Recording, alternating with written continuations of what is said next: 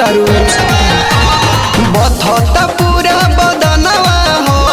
पागल भइल बा मनवा हो रोवता सखी खजनवा हमरो गरम भइल जनवा हो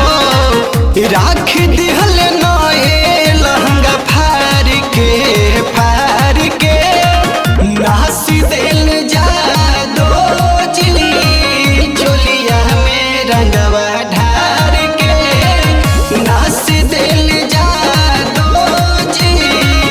चोलिया में रंगवा ढार के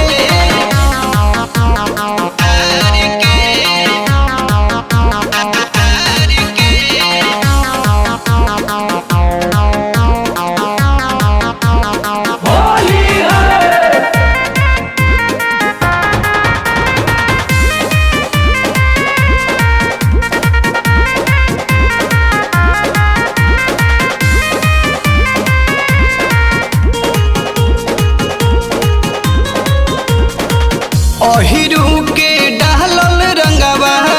कोइले बहानी चढ़ते रे होली नसले हमरो जवानी बड़ी गजन कइले बा ए हो अहिरू के डालल रंगवा कोइले बहानी चढ़ते रे होली नसले हमरो जवानी बोलनी तो गइले दीदी कार के नासी दिल जा दो चिली चोलिया में रंगवा ढार के नासी दिल जा दो चिली चोलिया में रंगवा ढार के चोलिया में रंगवा ढार के चोलिया में रंगवा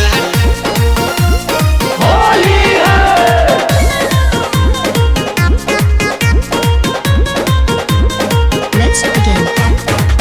कहबो नीचे रे कके कहबो ऊपर रे कके पानी पानी कई देले हमके कोरा में धके कतना ले कही रे सखी